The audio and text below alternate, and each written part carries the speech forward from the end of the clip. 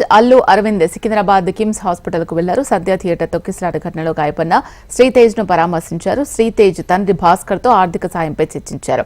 Cine industry నుంచి 2 కోట్ల ఆర్థిక సాయాన్ని ప్రకటించారు అల్లు అరవింద్. శ్రీతేజ్ క్రమంగా కోలుకుంటున్నారని, త్వరలోనే అందరిలా బాలుడు తిరగాలని ఆకాంక్షిస్తున్నట్టు తెలిపారు. ఈ విపత్తు జరిగిన తర్వాత ఇప్పుడు అబ్బాయి కాస్త కోలుకుంటున్నాడు, ఆ వెంటిలేషన్ కూడా తీశారు అని తెలిసి నిన్న రాజుగారు కూడా చెప్పారు.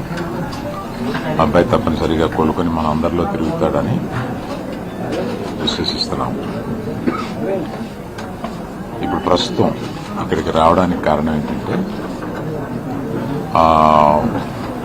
ఈ కుటుంబానికి 2 కోట్ల రూపాయలు మా తరపు నుంచి, అనగా అల్లు అర్జున్ తరపు నుంచి 1 కోటి రూపాయలు, నిర్మాతలు శ్రీ రవి గారు, నవీన్ గారు కలిపి ఒక 50 లక్షలు మైత్రి తరపున, ఇంకొక 50 లక్షలు సుకుమార్ గారు ఆయనే వచ్చి ఉండాలి, వారి అన్నయ్య గారు అబ్బాయి అశోక్ వచ్చున్నారు.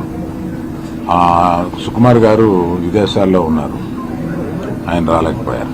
ఇదంతా కలిపి 2 కోట్ల రూపాయలు కుటుంబానికి అప్పజెప్పమని చెప్పి మన ఎఫ్డీసీ చైర్మన్ రాజు గారిని రిక్వెస్ట్ చేస్తూ ఆ డబ్బుని వారికి రాజుగారికి అందజేసి వారి కుటుంబానికి అందజేయమని చెప్తున్నాను.